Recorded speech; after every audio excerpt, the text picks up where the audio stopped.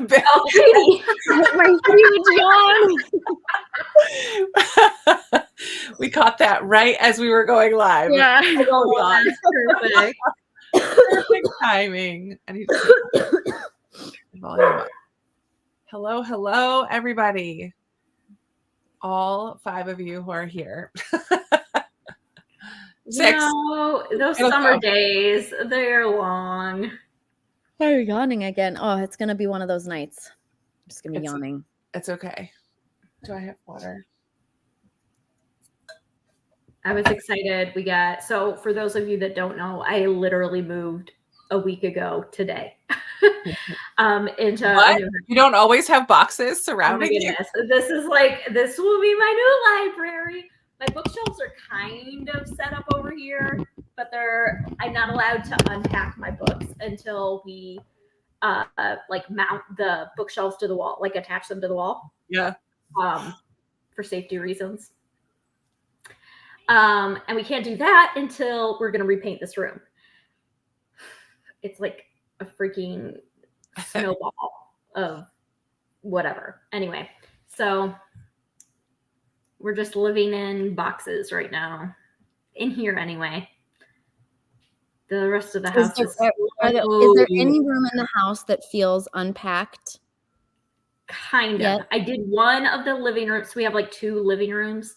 I did one of them today. I've kind of finished, but we moved from a house that was primarily carpeted throughout the entire house to a house that is hard surface floors throughout the majority of the house. And so we are getting rugs and getting them like delivered and all of that. And then our main living space, we ordered a custom sectional for in there. And that's not getting delivered till like November. So I don't want to buy anything else since that's going to be like the big thing that we're going to kind of build the room around. I don't want to. So there will be like places within the house that it's going to be a while yet. Yeah. But yeah. I have a lot of furniture. Like we left a lot of furniture behind because it wasn't suiting its purpose anymore, and we have a lot of new furniture coming in. Yeah, I need to put together because that's life. It's just a whole thing. I agree with you, Gab. Moving is the worst. The worst. It's the worst, and I can't really complain too much because we had movers. Like we had people come in and pack our house for us because we were moving because of my husband's job. So it was a corporate move. And so a lot of times they will pay for that service because if you're paying for that service out of pocket, it is spendy. So they paid for that service. And so they came in and packed up the whole house in a day and a half. And then it took them a day and a half to load the truck. And then when they got here, they unloaded it in 5.5 hours. Wow. Oh. Wow. And they were the nicest young men. And they like packed all the boxes and stuff too. Like they packed. Wow. Like clothes. Yep. Did you pack anything? Wow. That's amazing. Now there is a list of stuff that they can't take. So like any of our toiletries that were opened. So like shampoo bottles, anything like that had previously been opened. They wouldn't take anything flammable. They won't take like as far as like butane lighters and things like that. Like propane tanks, all that kind of stuff. They won't take alcohol, like even rubbing alcohol, they won't take. So things like that. But for the most part, everything. Wow. We unpacked a box today that was like the kids' drawers in their bathroom. Just dumped into a box. And it was disgusting. I'm like, trash. They packed my office trash can with all the trash still in it. Oh my gosh, that's hilarious. Well, they're not there to clean. They're literally there to put everything in the box. Pack it up. Yeah. And they did a phenomenal job. They did a really, really great job. Yeah. Do you know how many? I did not have more boxes than Sarah, but I was close. So I had, what did we say? 25, I think. And I think she had 31. Of books. Of books. Yeah. Just books. And that's not including, like, I have a couple of boxes that are like all my knickknacks that go on my shelves and stuff like that. And then that's also not including all of the books that go in my kids' rooms, because those were separate boxes. Like, it's a separate room. Yeah. So it's you might have been up there pretty close. Yeah. I probably would have been close, but I don't have as many books as she does. I know that. So but I also know she just got rid of a ton of her books. Yeah, she did a huge unhaul. Yeah. Well, hello everybody. How's everybody's summer going? You got to hear all of that's my entire summer has been selling a house. Krista knows, she talks to me every day. It's literally been me flipping out because I was over showing my house, my old house. That sucks also. That's probably the worst part of the whole thing. Yeah. Well, it's worse because you have 4 kids and a dog that you have to get out. And I work almost full time. It's really hard to keep a house show ready. Yeah. And it wasn't even necessarily that, because they did pretty good at like getting stuff cleaned up. It was more I'm going to, at 7:45 at night on a Sunday, request an 8 p.m. showing that night. And I'm like, no. Yeah, that's crazy. It was the expectation of just being able to like drop everything and leave right away. And that's just, no, thank you.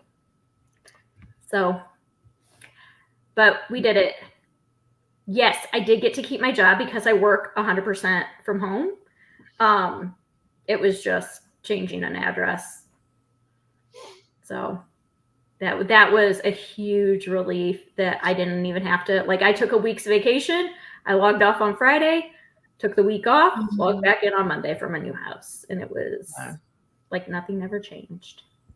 Oh, that's fun. Your mom's 70th birthday. Oh, fun. I'm getting half of her kids in school and half start in a couple weeks.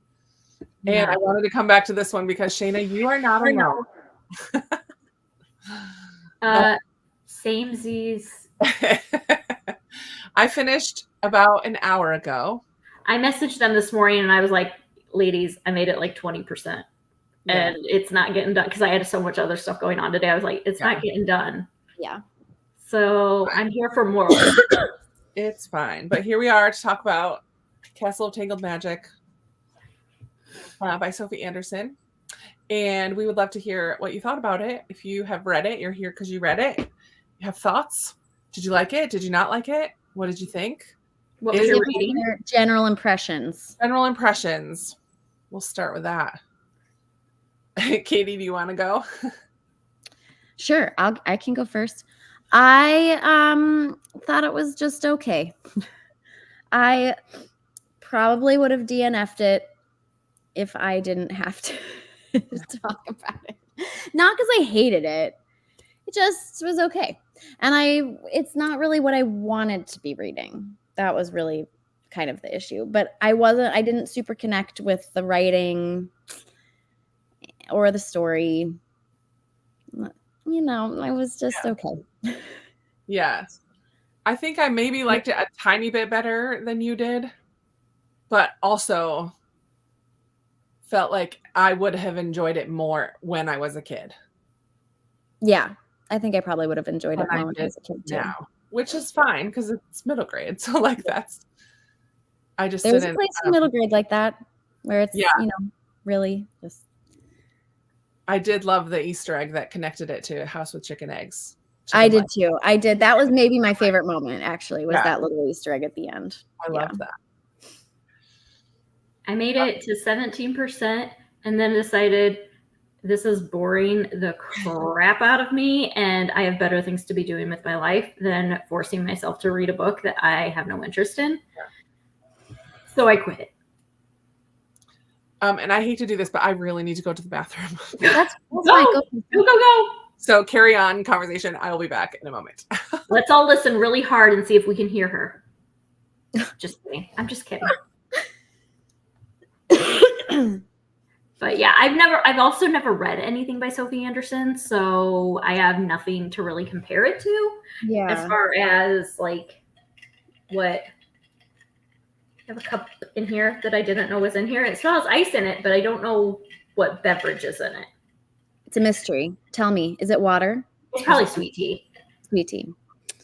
Yeah, I have read House with Chicken Legs, and I think I liked House with Chicken Legs a little better, but I still kind of felt the same about it. I just don't think I connect with Sophie Anderson's writing. But I'm curious. Like her writing is very simplistic. Very. And I think it's interesting that I didn't connect with her writing very much because she's kind of a highly renowned. Yeah, she's like, everybody loves her books, which is great. I love that for her, and I love that for those people. That's phenomenal. It just, I felt like it was very, having read books like Sweep, and, that's the only one I can think of off the top of my head right now. I just felt like it was too simple.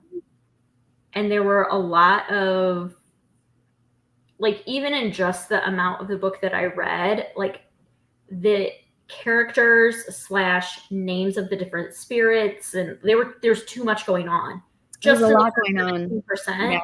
It was too much for me to like really wrap my head around. Mm-hmm. And I felt also a little bit like there were things that happened in the book that felt too convenient. Yeah. Like, and this, I don't need complex magic systems in middle grade fantasy, but I do think that they need to be more than what I've heard called like magical MacGuffins, like things that are like the hat would, like her magic was kind of, it always felt like magical MacGuffins. Like she just needs to, kind of, Katie said there were themes going on, learning to trust and believe. So she needed to like trust and believe that she could tap into this magic. And as soon as she did, she could tap into whatever kind of magic she needed, and she could pull whatever kind of magic she needed out of the hat. And that just doesn't work for me. Well, and it's kind of like that fantasy magical writing where you literally can make anything happen and just say, "Oh, it's because of magic." It's because of magic. That's what no real like magical MacGuffin exposition of that magic. Mm-hmm. Yeah, I get that. Yeah, and like I said, I don't need and like I don't even always like I don't need a complex magic system. I just need it to not be too convenient. Like you still need to work for the magic, or it's gonna feel like the stakes. Well, and I think some of the like our like go-to fantasy books, right, are books where the magic can't fix everything. Right. There's limits, right? There has to be limits to what the magic can do. Exactly. And there were limits, I guess, at the end of the book to the magic, but so I'm saying, Krista, that the magic, I didn't love the magic in the book. It just felt like it was too convenient. Like she could just reach into the hat. As long as she believed enough, she could reach into the hat and pull out whatever she needed to fix whatever problem she was having. Yeah. And then she didn't need the hat at all. Then the magic was just right. She could do it. She could just do it. And it just felt like that kind of magic system in fantasy books doesn't work for me. And I don't even need a complex magic system in middle grade. Like, so, yeah, it needs to feel earned. It needs to feel earned. Mm-hmm. Yeah. I'm curious if there's any, so we've already started. Yeah, it was almost like a picture book would be written, but without a lot of pictures. Yes, that is kind of how it felt. Mm-hmm. That is kind of how it felt, Katie. Okay, now because we've all talked about how much we didn't really love it, I don't want to stop anyone from loving it. So I'm really curious if there's anyone here in the chat who really did love the book, because I would love to hear from you about what you loved about it. Yeah, what you connected with on it. Yeah.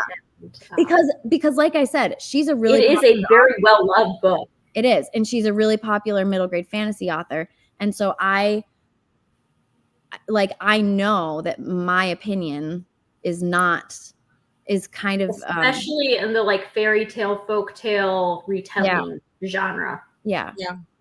I know that my opinion is what's the word? I can tell you, I loved the family. Yeah. I loved her family. I loved how at the end, her family were quick to just jump and come with her. Yeah. And support her, whether or not they fully believed what she was doing, whatever, but they were quick to do that. I loved the grandmother. And I loved her bond with her baby sister. I thought that was really sweet. And she had her little patch in her pocket. And while she was in the other world, like trying to save her castle, she would every once in a while just put her hand in her pocket and feel that and remember, okay, this is why I'm doing this. It's for my sister. So I loved that bond that was there. Yeah. I did love that. Yeah. I loved her grandmother. I always love a quirky, elderly character. There were times when the book felt a little bit like okay, so I was getting at the very beginning sort of like I Captured the Castle vibes. Have you guys ever read I Captured the Castle?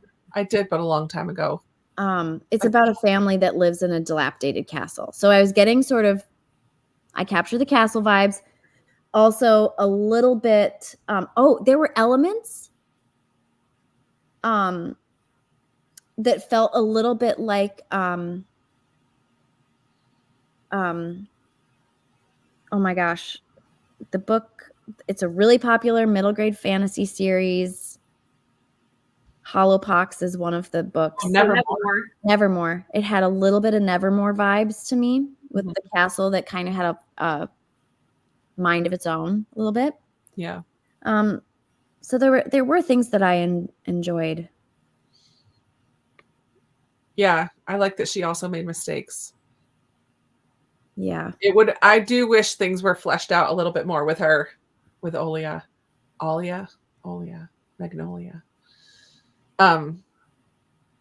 I was annoyed at one point when she finally goes to the Land of Forbidden Magic. Yeah. She kept almost immediately talking about how much she missed her family. I'm like, dude, you just saw them an hour ago. Like, I know you're in a totally other land, so I understand, but like, you just saw them. It was like this desperation of, I just miss them so much. I'm like, why? It was like 2 minutes ago. I'm like, I gotta be a solid 2 weeks before I'm really missing you people. It just felt really quick for her to talk about missing them. I understand like what she was doing was to save her castle, but I don't know. It was I wrote it on a note. I'm like, seriously. What did I say? Oh no, where did it go? She's been gone hours, not days. Kind of annoying that she keeps missing everyone. Because like over and over and over. Yeah. When she first went to the land of forbidden magic. I'm like, okay. We get it. Yeah. Katie, I also, that kind of bothered me actually. I felt like none of the characters ended up being complex, for lack of a better word. Like most of the characters felt pretty one-dimensional, and the characters that were supposed to be bad had all sort of reformed in the 500 years. There was no one that, like, even and now I can't remember the guy with the long beard whose brother was a giant, the one that they thought was the real villain. Like, he was really just misunderstood, right? Like, he was just misunderstood, and that was, and I was like, oh, I don't know, I don't like that decision. They just all felt the only evil was this land that was developed 500 years ago, right? So it didn't feel like a good, I mean, it was still a battle, if you will, between good and evil, but not really. Yeah, not really. Like, the stakes were it always just felt like it was just kind of not enough. Yeah, stakes were too low. They made mistakes. Yes, but it wasn't high stakes, like you said. And even the mistakes that were made, like between the two brothers, the giant and the beard guy, and he like chopped off his head, and he's like, I'm not ready to forgive you yet, and And then by the end, you want to come He with me forgave to him. the mountains. Yeah. Yeah. I guess forgiveness is always a good lesson to have. Right. Like I didn't, it's the forgiveness was fine. It was more the brother was so repentant right away. Yeah. There was no lesson. There wasn't even like, you didn't get to see his redemption. Like Right. he was already redeemed, you know? We were prepared for that because she was already having a lot of second thoughts about cutting off his beard at the first place. Yeah, this would have been cool. A little more background on the castle being built. I wanted more of the castle at the beginning, even. I would have enjoyed more of her exploring different places. Like, it immediately went to like, I need to get into the sun dome because I have this key. I don't know. It immediately went to the one part. Yes. And like we were only told over and over how much she loved her castle, but like we didn't get a chance to really see that to believe it. That's true. That's really true. We didn't get a chance to see that. They did have 500 years to think about it. They did. And Chernamore had 500 years to think only about that because all he was doing was holding the cracks together with his beard. So that's true. They had 500 years, but we didn't get to see any of that. So yeah. I heard you say too that you think you like chicken legs, House with Chicken Legs better. I think I liked the House with Chicken Legs better. Yeah, I think I did too. I felt more intensity in that one, and that dealt a little bit more with grief. Yes. And this didn't feel like there was any real like emotion. Yeah. To it, which is always maybe why I didn't end up loving it, because I need there to be some kind of like, I need to like have my ires raised for something. Yeah. Like, whether there was no one to love to hate. No, nothing. There was kind of we didn't like have an attachment to the castle that was going to be destroyed. Right. We didn't. Yeah, there was really nothing for us to like root for or root against. Right. Yeah. The more we talk about it, the less I like it. I didn't give it a rating on Goodreads because I was like, I'm just not going to put that out there. I don't need to actually rate it. Yeah. I was going to ask, do you have a favorite of the spirits though? Of all the different, because she encountered a lot of different types of, I did like that, like the Russian kind of fairy tale folklore side of things, even though I was lost with some of it, but there was a glossary at the back for some of those words.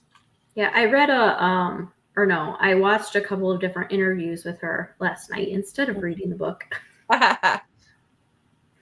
Anyway, and it was interesting because I guess her grandma was from Prussia. Okay. Which it's funny to hear her talk about it because it's like the town that my grandmother was born in is now part of Poland, but her parents, the town they live in, is now part of Russia because of the way that Prussia was split after the war. And so she pulls a lot from the stories that her grandma told her growing up. Yeah. From like the Slavic folklore and stuff like that. Huh. I did wonder about that. I wondered what her connection to Slavic folklore was. Yeah.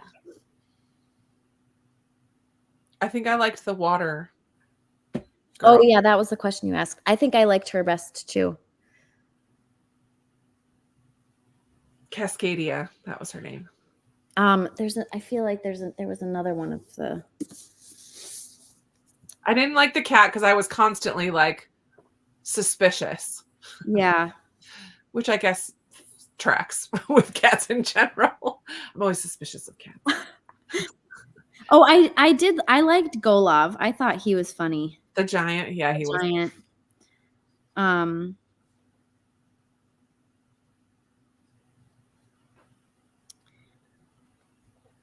Yeah. And I liked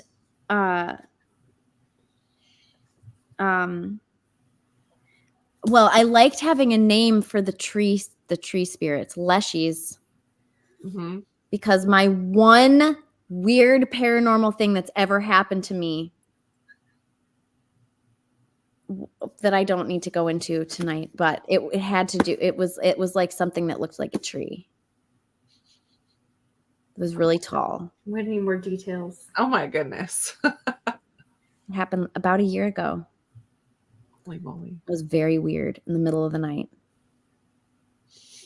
Was it like, what's that book? The one book that you sob when you read it? Oh yeah. Monster Calls. Yeah, Monster Calls. Oh, I don't know. Well, do you just want me to tell this quick story? Yeah, now you have to. Why not? I was camping in Michigan in a friend's bus, a schoolie. They've like converted a school bus into like a camper van. Oh my gosh, my mom keeps calling me. Mom, I texted. I can't talk right now.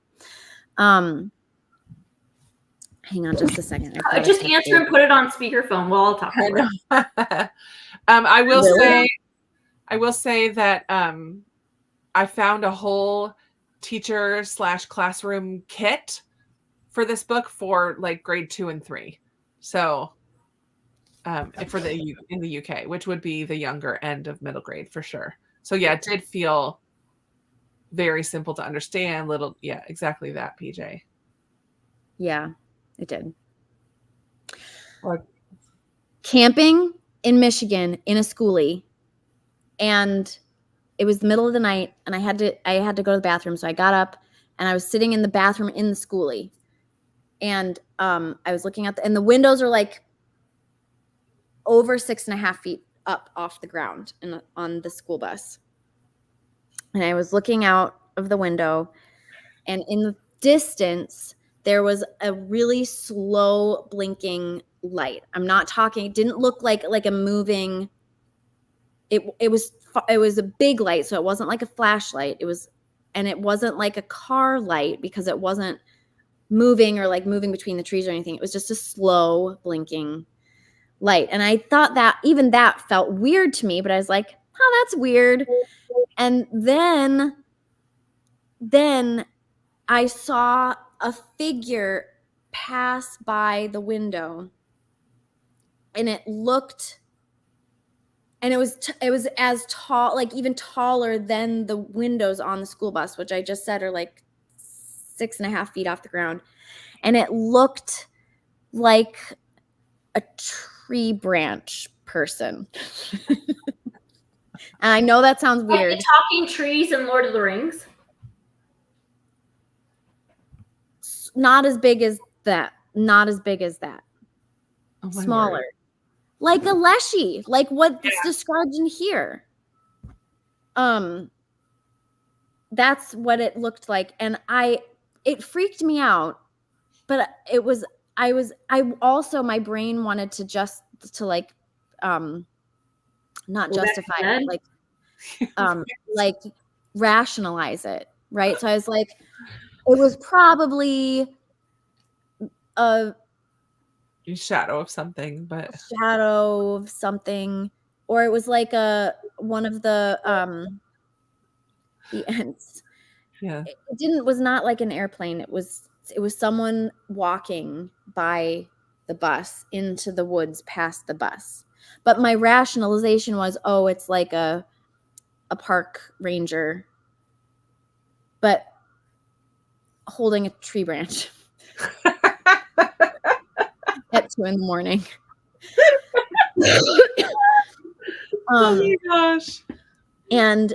But or it was like, I was like, maybe there's a tree on the other side of the bus, and like I'm seeing, I couldn't have explained the figure, but like the branch part, or like the tree part, maybe that was like a shadow from the tree. But there was no tree next to the bus. I went and did investigation the next day in the sunlight, and there was no tree. And there was nothing to cast a shadow there's a lot that's just really unexplained. Anyway, that's what happened, and it was weird, and nothing like that has ever happened to me before. And I'm not someone who seeks that kind of thing out, and I'm not someone who I don't know. It was weird and it was freaky. And the next day I was like, the weirdest thing happened to me. I did though go out in the middle of the night because Steve was sleeping in the tent, and I was like, I need to go get Steve. So my fear of being on the bus, I don't know. Anyway, things overrode my fear, and I had to go outside and get Steve. So anyway, I woke him up at 2 a.m. like a crazy person.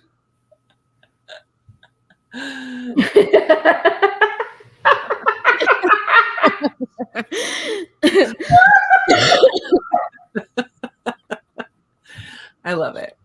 Yeah.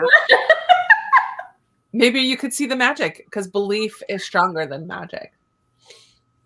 If you believe it. But if you had told me there are tree people, I would have been like, you're crazy. That's not something that I'm like. Right. You know? Who knows? Who knows? Man, we love you, Katie. I love you too. Well, as much as I didn't love this one, I'm still glad that I read it and got it off my TBR. I don't know. Actually, someone told me to watch that Unsolved Mysteries episode afterward, which I still have never done. But I've only told this to a few people, and now the whole internet. And there's only 20 people here. You're good. Oh, 20 people. But the people that I have told who've seen Unsolved Mysteries have said that there's an episode that I really need to watch. Depends on how much you want to sleep that night. Yeah. I love Judy bringing us back. Wonder what a kid would say. For me, it was too long. Too many side adventures. Yeah, it was really long. It was interesting, though. Like, there was little things that I learned later. Like, every time the fox looked at his watch, it was a different watch. Oh. And I didn't pick up on that. I didn't pick up on that. And that the 4 domes in the land of forbidden magic were elements: earth, air, fire, water. And water. Yeah. And it says something in one of the things I was reading about, when you saw the map, I was like, wait a minute, I don't have a map in mine. Did your copy have a map, Katie? I don't think so. I would have noticed. I have the UK version. Hold on. I'll go see. I do not have a map, and I'm so sad. I wanted a map. I think it's what I saw in that description, just the 4 domes connected to each other. Shayna, I would have said that I didn't believe in cryptids either until that happened to me. Oh, yeah. There's a guy that I follow on Instagram who's hilarious. So funny. And it took me a really long time to figure out whether he was serious or not. But in every video, he shows or in every reel, he shows like a video of something that's happening, that's weird. And then he'll say, "Hi, my name is Peter Kane, president of the Cryptid Society." Or he'll say like, "Hi, I'm Peter Kane, president of the Mermaid Society." He's got all these different titles. Anyway, he is so funny. But yeah, okay. UK version has a map. Show me the UK cover, Amanda. So it has a map, but it's just like the different domes. Oh, okay. In Land of Forbidden Magic. Okay. Okay. I paid extra to get the UK cover because it's way prettier. It is way prettier. But I DNF the book. So if somebody wants this, just let me know. Funny. I was just debating that I might keep it anyway, because I think these covers are so beautiful. Like this one and The Girl Who Speaks Bear and The House with Chicken Legs. And I love them, how they look together. I don't know. I know. I love the UK covers, but and I love because like this, it has like the fox around the base of the castle. Yeah. And it's like all shiny. It's pretty. I like the UK cover better. See, the only reason I keep it keep it is if I think my kids will read it. But do I do that on the off chance that my kids are going to read it? I don't know. There's other fantasy books that I would probably hand to them first. Right. I did feel like this was an unnecessary side tangent. Yeah. The whole Death Cloak thing, because there was no point to it. There was no point to it. Other than that she made a mistake, and that was the consequence of her mistake. Yeah. But it didn't have any real consequence. Right. Just delayed them a little bit. Yeah. But they still were able to do everything in time. So it didn't have any real consequence. So yeah, I did feel like that was an unnecessary side tangent. Yeah, I thought so too. There really wasn't much of a consequence to anything. Even ultimately, there wasn't much of a other than like the house being destroyed. But Felix, the one part where you were like, oh, there really is going to be a big consequence to this. So comparatively, put it with other middle grade that are for younger readers. What would be another younger reader, middle grade, that does have a little more depth? Or yeah, because I think it's appropriate for the like, if it's aimed at 8, 9, 10-year-olds instead of 12, 13, 14-year-olds. I mean, Olia is 13, but yeah. Yeah. I think mostly what I read, well, I would say maybe the Raimi Wingfeather Saga. Wingfeather's younger. I've only read the first one, and it was so long ago. I googled books for second graders. Are you talking specifically fantasy books? No, I'm just thinking in general, because developmentally. Oh yeah, Wild Robot would be a perfect example. Yeah. But I feel like that. Oh, I mean, there was a big fire. Like, there were some things in Wild Robot that were pretty intense. Yeah. And the character development of the robot was phenomenal. Yeah. Like, you really got to. I would also put a lot of Kate DiCamillo books in that. Yeah, I was going to say. And Kate can really hit you hard. Yeah. Oh yeah, for sure. Edward Tulane, Despero, all of those, Winn-Dixie, all of those I would say are younger. Yeah. Younger middle grade. The Chinese restaurant. Oh yeah. I almost said front desk. Maisie Chen. Maisie Chen, yeah. Bambi. Kicking it old school, Judy. I love it. She must have, because when she walked to the castle at the end, she wasn't walking as hunched over as she was before. But yeah, it didn't really, like, even those things, like putting the giant back together was pretty fun, but it wasn't, I don't know, it felt out of place because they were like trying to ramp up the intensity of, we need to get going, we're running out of time. Yeah. Stand here and put the giant back together. I don't know. It didn't match. It all didn't match.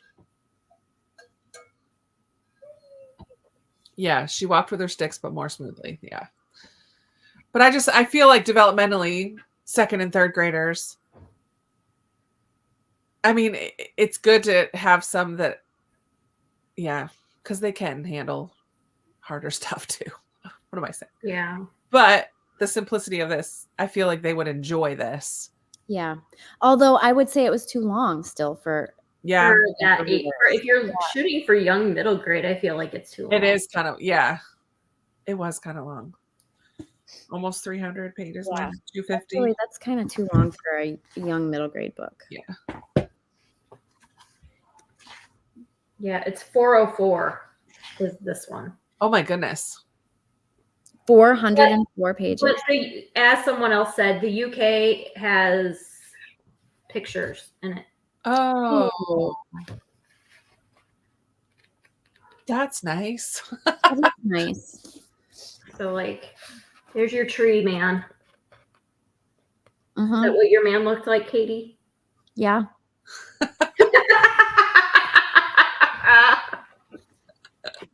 I love it. Anyway. Well, hopefully, so next time we're reading quarter. Next quarter. November? Yes. Yeah. November, we are reading Simon Sort of Says. Yep. So go ahead and get your hands on that one now. Hopefully we can find an audio of that. That's something we're learning after this is our second year of doing book club throughout the year. And we're learning that don't choose books that don't have audiobooks. But we didn't know. Yeah. That it didn't have an audiobook. I kind of would have assumed that it would have. Yeah. We'll have to just do a little bit more audiobook, but only in the UK. Right.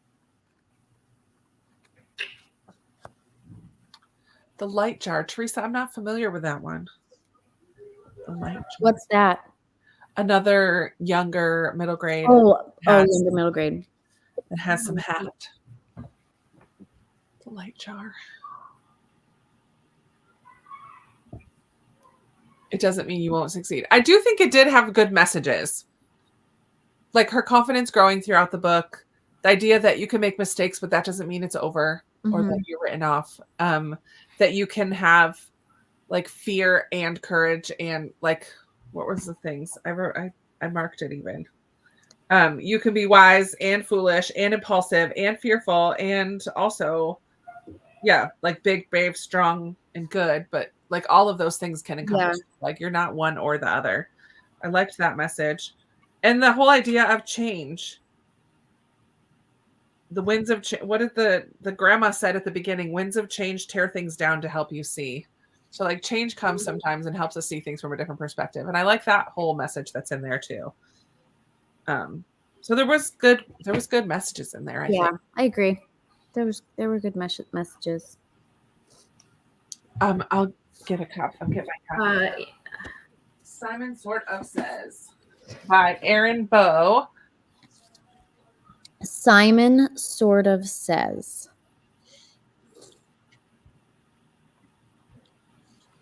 I would type it out, but I can't connect. I haven't connected my. Oh, okay. I got it. I think. Oh, wait, no, hold on. I clicked on the wrong thing. Sorry. My hardcover. Eventually. My hardcover is 300 pages, 305 for Simon Sort of Says. No pictures. Does look like decently short chapters. Like regular. Yep. There we go. Simon Sort of Says. Who's the author? Erin Bow. ERIN. BOW? Yep. There you go. Yeah, this also was good. The whole look, the grandmother told her that too. Look at it from a different angle. Critical thinking. Yeah. So there was good things. It just wasn't our favorite. And that's okay. Yeah, that's okay. It wasn't the worst one that we have picked. It was. That's true. What was the worst one? Probably the boy one that you guys. Oh yeah, because boy. Boy. Yeah, that's a mistake. Yeah, that was. Oh my word. Hey, you can't win them all. No. Oh, good. So people are already finding audiobooks of Simon. I figured because it was Newbery. Yeah. Like contender. Newbery honor. What an honor. Yep. Is it a contemporary? I think if it's it feels like I mean, yes, contemporary, but also like maybe speculative, sort of. Maybe because they live in a town, right? They live in a town. National quiet zone. He says he is the only survivor of a school shooting. And then his family moves into the national quiet zone where the internet is banned so radio astronomers can listen for signs of life in space. I don't know. Maybe those are real places, but that feels speculative to me. Yeah. Could you imagine moving your kids somewhere with no internet? Those poor parents. Right? No, that was a joke, everybody. Yeah. That was a joke. Katie, I'm glad you liked Book of Boy. I am. There's a reader for every book. There is. And I really wanted to like it. It sounded like a book I would like. Yeah, because you love that ancient history. That's okay. That's kind of the fun of it, right? Not every book is going to be a hit for every person. And sometimes none of us. And sometimes none of us. The chance you take. I would say for me, Castle of Tangled Magic is a solid 2.5 to 3. I'll probably put 3 just because I put everything at 3. Are you going to keep it non-rated and just? I think I'm just going to keep it non-rated, mostly because, like, I don't know. It okay, in the privacy of the internet, I'm going to say it was a 2. Yeah. It was a 2 for me, but I don't feel like I need to put that on Goodreads. Yeah. I might like explain that it wasn't for me, like give a little review, but just leave it unrated because I don't know. I worked in publishing enough to know that I don't want to crush an author's spirit. Not that my review is going to crush an author's spirit, but authors don't like to get 2 stars. Yeah. Well, and also I know, like, in listening to the interviews with Sophie, she is very much like middle grade is not for, she's like, I wish they would just call it everybody because it's for kids, it's for adults, it's for, like, adult books are only for adults. Yeah. Right? But, like, middle grade is really for everybody. And so you kind of, I feel like it's a fine balance between reading it as an adult and rating it as an adult. Yeah. When you're not the intended audience. Right. Yet you still are. Yeah. But you are and you aren't. So it's like that you are and you aren't sort of situation. So yeah. Anyway. The date for Simon sort of says is November 13th. I totally do agree with that. Oh. 4 stars is a great rating, and I think that when authors quibble about getting a 4-star, that's on them. That's their own ego that needs to like. Thank you, Amanda. That's when we're meeting next. So mark your calendars now. Listen to the book before November 12th. Or read the book, I should say. Whether you read with your eyes or your ears, that's up to you. But if I could have had an audio of this, I would have knocked that sucker out. Oh yeah, same. Because I could multitask.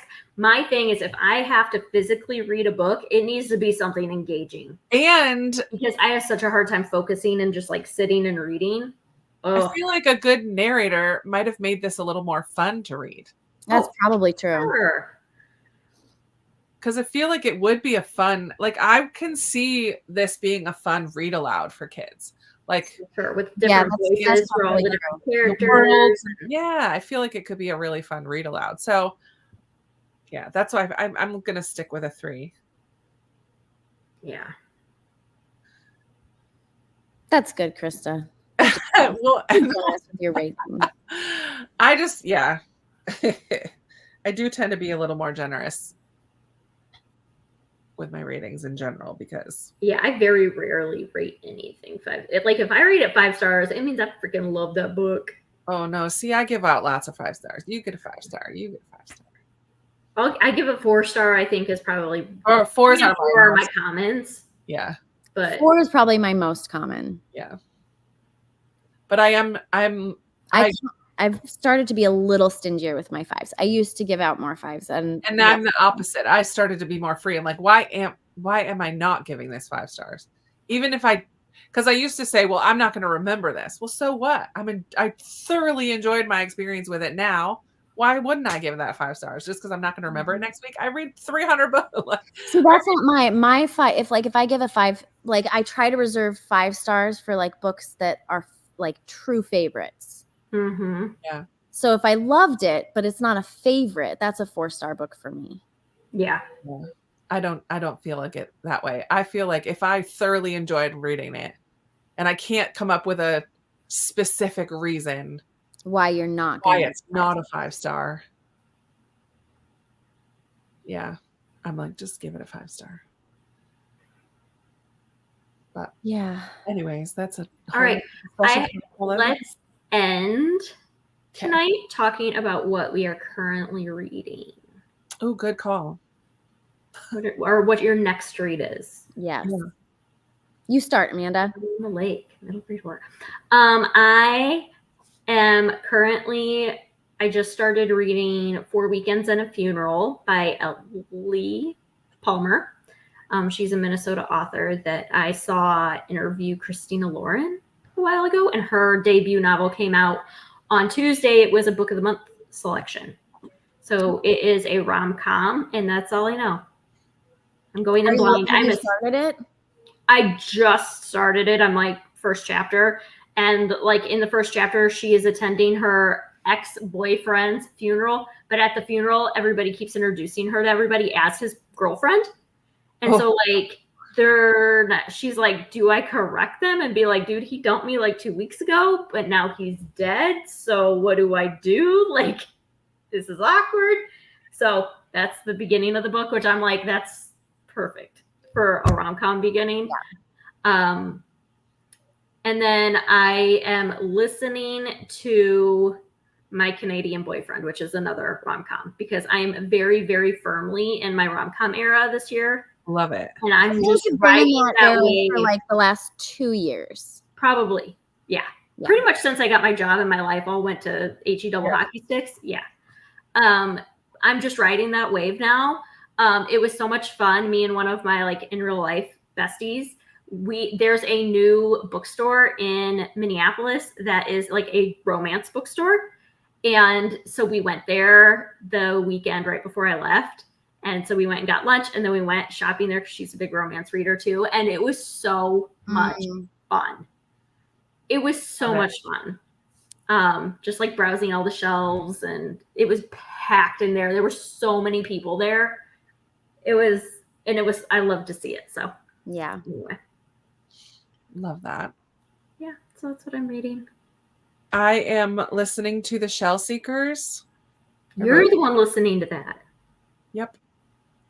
And I'm enjoying it. I'm reading that with a couple of my I say that because Krista uses my Libby account, and so I'll see things pop up, and I'm like, "Who's listening to that? That's interesting."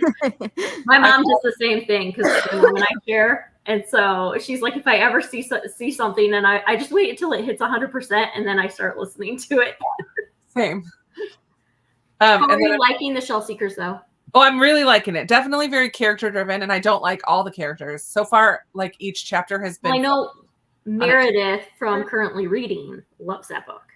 Yeah, it's real. Well, we're not into like the meat of the story yet, but basically there's this family, and the grandfather was like an artist, and the mom has a painting, and all of a sudden grandpa's art is starting to go for lots of money.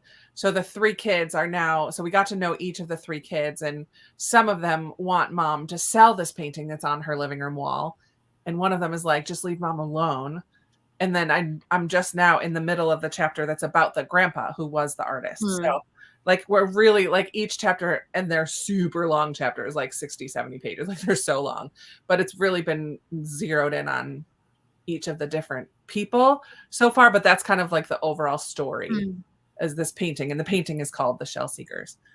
I tried to read that book, but I put it down, not because I wasn't enjoying it, but I was like, this is not the book for the right now. It definitely, I'm listening to it on audio, which is the way to go, because I feel like I'm not having the time to just like sit and get immersed in a book with my eyes right now.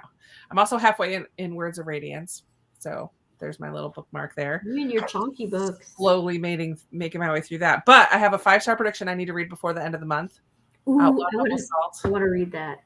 And then this is my Patreon book club book for this month, Skyward. So I have those 4 are like, those 4 are my priorities. You got to tell me what you think about Skyward. I love that book so much. But I also have The One and Only Family checked out from the library. And what's The One and Only Family? It's the last Ivan book. Yeah. Oh, yeah.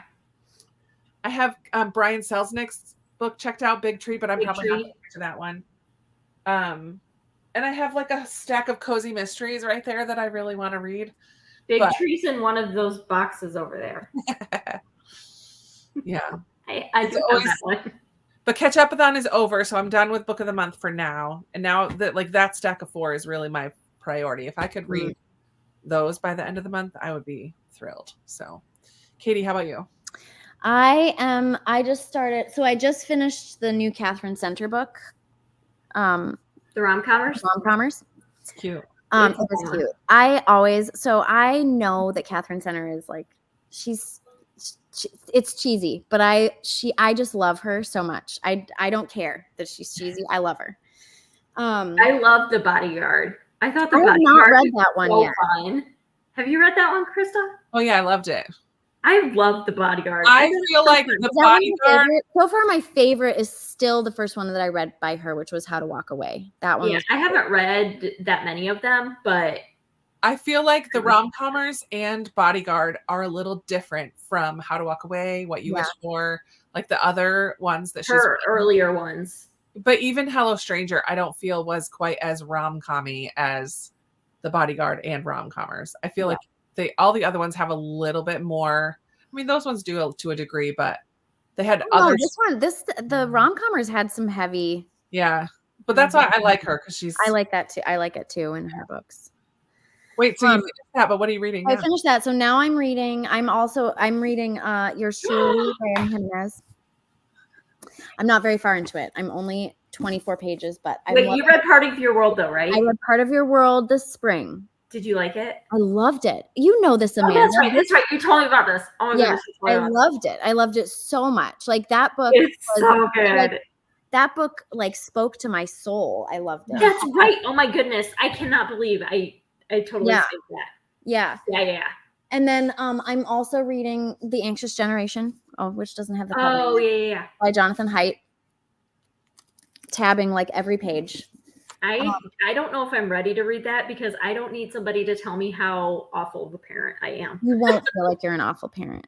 You won't. Oh, I'm pretty sure I will. But I'm pretty sure I will. I do. But my friend Hannah, she was reading it and she was like, "I need to put this down because it's actually making my anxiety worse." Yeah, that's what I feel like. I feel like it's just going to make me feel worse. Yeah, but it's so important and it's fascinating and it's really, really good. But I'm reading it super slowly, like once a week I'll pick it up and read a little bit. So I started this at like the beginning of the summer and I'm still like not even quite halfway. And then I'm listening to a reread, The Nightingale by Kristen Hanna, which I've read physically but never listened to. I don't love the narrator. I don't think she's great. Like I feel like I could do a much better narration. It's not Julia Whalen, right? It's not. I was going to say Julia Whalen does her like ones. Yeah. But it's someone else and I don't think she does a great job. I'm still really loving it and I love the story but I don't love the narrator. Yeah. Let's run through what people are reading. Slugfest, loving it. Sweet. Lost Story, love her storytelling. Fun. Story Girl. That's an Ella Montgomery that I've never read. You haven't? It's like the one. And Golden Road. You need to read them. No, I know I do. They're so good. I know. Let's see. Echo of Old Books. Ooh, that sounds fun. I think I have that. What's the Echo of Old Books? I don't know. It is a World War II historical fiction, I believe. Divine Rivals. I hope you're loving that, Jennifer. Arc of Flicker. It flows really well. Ooh, I have Impossible Creatures on NetGalley. Nice. Not loving it. It's good, but I'm craving something else. Yeah, Teresa, it is a little bit slower paced than but I think the audiobook helps. So I listened to it like while I'm going to work and stuff. I loved The Most Fun We Ever Had by Claire Lombardo. I loved that book. Nice. Figure was so good, but I think I like Slugfest more. First two Gordon Corman books, and I can't wait. Oh yeah, I have a couple of his on my shelf that I need to get to. Oh, The Briar Club. Oh yeah, that's Kate Quinn's new book. Yeah. It's McCarthy era DC. Amanda, you need to I need to get on it. I just finished Kate Quinn's Rome series. I finally finished the last. Did you? Did you like it? Oh, I love that series so much. I have a few of them. I don't know if I have all of them yet, but I have a couple. I loved it. I read it really fast. You Now Kill the Bride. I have hold on. I have You May Now Kill the Bride. So I randomly took one of my kids to Barnes and Noble. I never go to Barnes and Noble because I don't like paying full price for books, but you know, whatever. But she wanted to get some manga because she's been getting into watching anime. And so I was like, she ran out of episodes to watch, and it was based off a manga series. So I was like, let's go get manga. So we went in there, and I'm just like casually looking at the thriller table, just looking around. And one of the booksellers there was like, do you need to know what books to buy? And I was like, no, I'm just looking. She's like, oh, okay, because I go, I'm not a huge, like thriller reader. So, and she's like, oh, well, if you're not really into it, I recommend this one and this one. And I was like, okay. So I bought them both. You bought them both. You did half off. But one of them was You May Now Kill the Bride. So I did actually start that one. I just haven't continued reading it. But yeah. So far, it's very funny, though. I have one Gordon Corman book. I'm not sure which one I have. You have Unplugged. I have Linked is the one that I have. I went to a conference last month. Marla Frazee was presenting. Silly Eaters. Oh, I love that. Oh, I would love to have her sign the Seven Silly Eaters. Oh, I bet that she was so wonderful. But tell me more. I just love Marla Frazee so much. She's just my favorite illustrator. Oh, Jill, I love Funny Story. I know not everybody has liked it. I loved Funny Story. Like, it is. I think I have it on Libro. It is. I do not like. I can't decide if I like that one or Beach Read as my favorite Emily Henry. Like, really? It is quite possibly my favorite Emily Henry. That's what Molly also said, Amanda. She loved Funny Story. I've heard a lot of people say like they didn't really care for it. I adored that book. Adored. I guess I didn't know that people weren't enjoying it because the people that I've talked to have all loved it. Yeah, I've only heard people say they loved it too. I thought I was done because I have zero desire to read Happy Place. So I'm not sure if I'm going to No, don't read Happy Place. Happy Place is my least favorite out of all of them. And I know you didn't like People We Meet on Vacation, which was definitely not as good as Beach Read for me.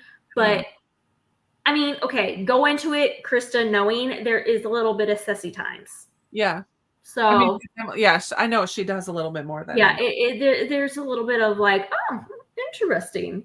Okay, Yeah. But it is a good book, and it's a good book about like body image and like She does writing as well. Yeah. Although the books that she she does some, but not very much. She's an illustrator, but she does have some books of her own. Some books that she's done that I love are like wordless picture books. She has a whole series of wordless picture books about a circus, like a monkey and a little clown. And it's super cute. I try to find those every once in a while for my little dude who doesn't like to do book time because I can't read the words. I'm like, yeah, but you can read the pictures.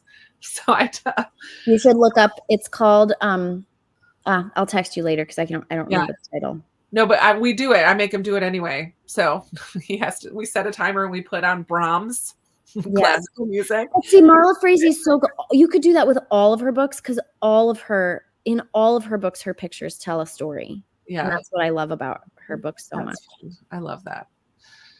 All right. Well, the wordless ones are great, and The Farmer. Mm-hmm. Sorry to say. In Every Life is so good. No worries. That does sound interesting. Gangsters versus Nazis, Jewish mobsters and how they battled. What? That sounds. You'll have to let us know how that is, Katie. That sounds really fascinating. I'm looking it up right now. Gangsters versus Nazis. Well, that is going to bring us to the end of our time together. We hope that you will find Simon Sort of Says and read it before November 13th. Thanks for coming tonight. I know it's like summer is just everybody.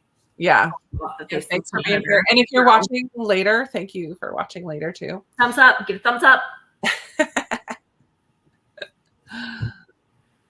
Yeah, but we hope to hear from you. If you read good middle grade, keep us posted. Let us know. Tag March or any of the three of us. We love to hear what good. I always love them. My favorite messages to get on Instagram, because that's where you will find me most these days, are people that are like, I just read this book that you recommended and I had to tell you how much I loved it. Those are hands down my favorite. Those are fun. If you read a book I recommend and you don't like it, you don't have to tell me. Don't tell me. I don't actually mind hearing that either. It's fun. We don't all have to like the same stuff. That's okay.